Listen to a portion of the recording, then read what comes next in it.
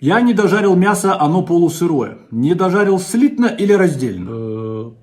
Раздельно. До сих пор не знаешь писать недослитно или раздельно? Будь со мной коротко и ясно. В годы войны дети не доедали.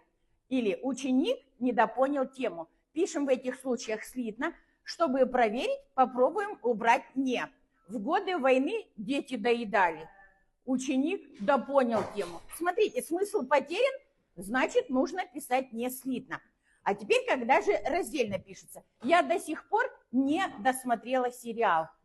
А можно проверить, если без «не» существует, например, а сестра досмотрела, вот существует это досмотрел, или он не дорисовал картину, не дорисовал, пишем раздельно, потому что можно сказать, а друг дорисовал. Дед не дожил до 100 лет, можно сказать, а бабка дожила, поэтому не пишем раздельно. Будьте со мной коротко ясно.